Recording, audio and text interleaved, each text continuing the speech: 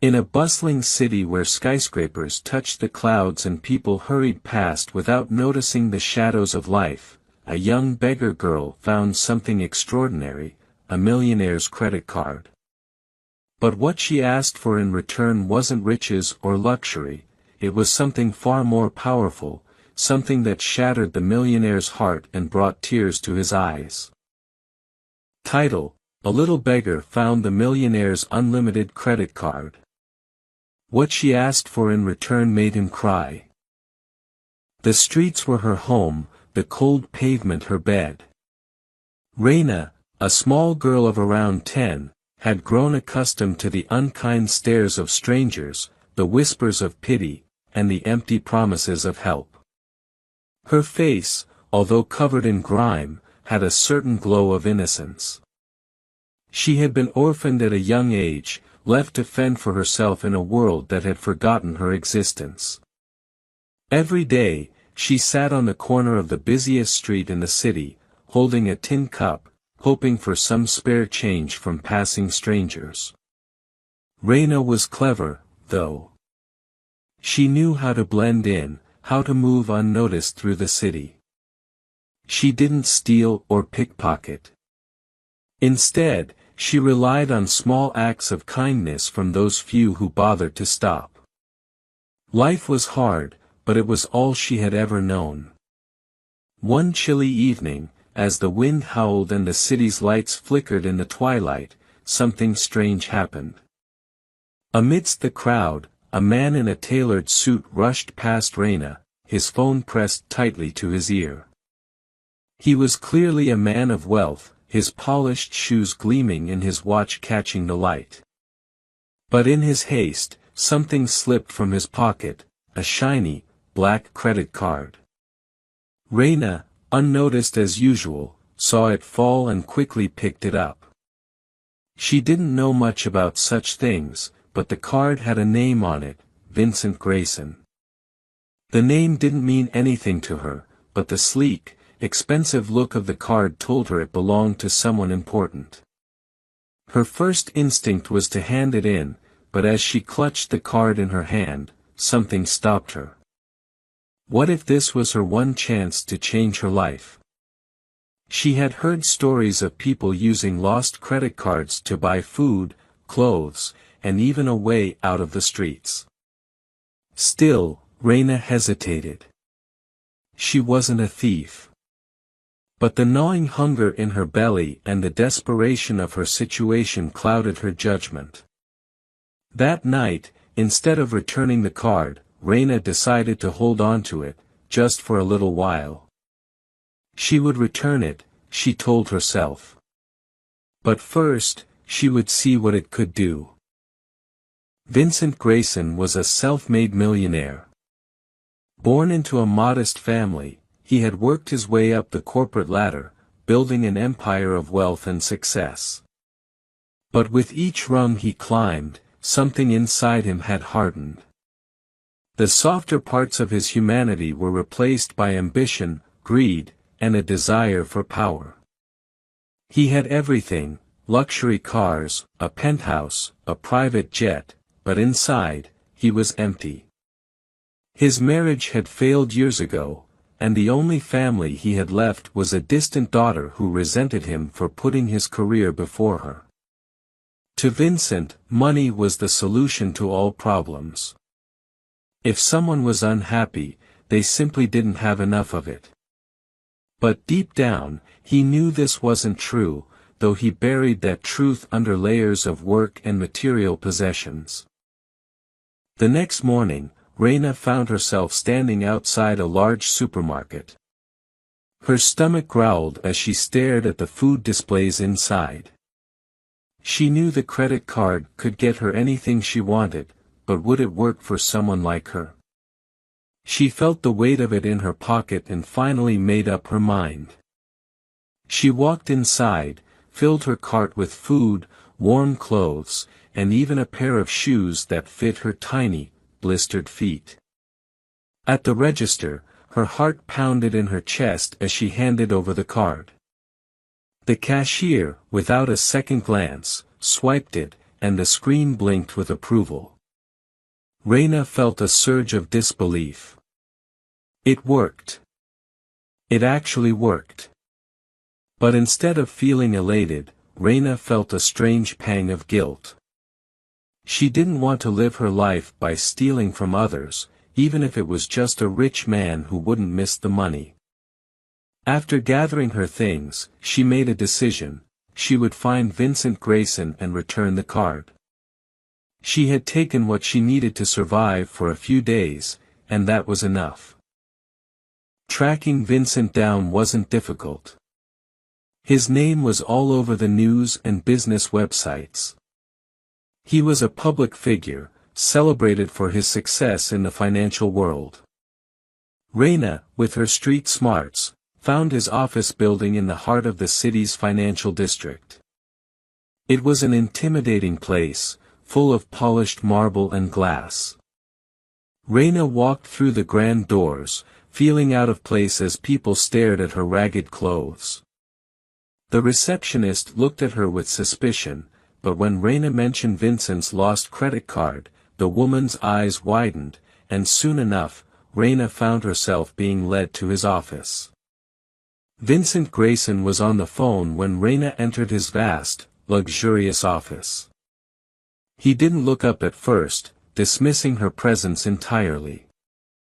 When he finally glanced her way, his eyes narrowed in confusion.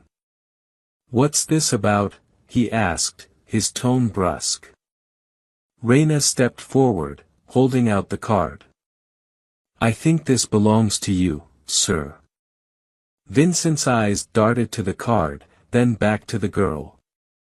"You found this?" His voice softened, but there was still a sharp edge to it. Reina nodded, explaining how she had picked it up and how she had used it to buy food and clothes. "I'm sorry for using it. I didn't want to steal. I needed something to eat." For a moment, Vincent was silent, staring at the small girl in front of him. Her words struck a chord deep inside him. She had returned the card when she could have drained it dry, could have vanished into the streets forever. But instead, she stood here, apologizing for taking what was barely a dent in his wealth. Then, in a voice barely above a whisper, Reina said, "I don't want money or clothes. I don't want anything you can buy with that card. I just want something else." Vincent's brow furrowed. "What is it you want?" Reina hesitated, looking down at the floor. Her voice cracked as she spoke. I want a family." Vincent's heart stopped. Of all the things he had expected, this was not one of them. A family? The words echoed in his mind, and for the first time in years, he felt something stir inside him, a deep, aching sadness. Reina's request shook Vincent to his core. He had been prepared to offer her money, a place to stay, maybe even a scholarship. But a family? That was something he couldn't buy, something he had failed to maintain in his own life. He tried to explain that he wasn't the right person to help her with that. He told her he wasn't good with people, that he didn't know how to be part of a family anymore. But Reina, with her wide, hopeful eyes, simply asked, "Can't you try?" The question lingered in the air like a challenge. Vincent was conflicted. He had built his life around money and success, around the idea that wealth could fix anything. But standing in front of him was a little girl who had no interest in his fortune, no desire for the material world. All she wanted was something Vincent had lost long ago, a connection, a sense of belonging. Torn between his instinct to push people away and a growing desire to help, Vincent agreed to let Reina stay with him for a while. He told himself it was temporary, that he was just giving her a chance until something better came along for her. But deep down, he knew this was about more than just helping a stranger. As the days passed, Reina's presence in Vincent's life began to change him. She was curious about everything, his work, his life, the city around them. She asked him questions no one else ever had, questions that forced him to reflect on his choices, his past, and his loneliness. But just as things seemed to be improving, a conflict arose. Vincent's estranged daughter, Claire, found out about Reina.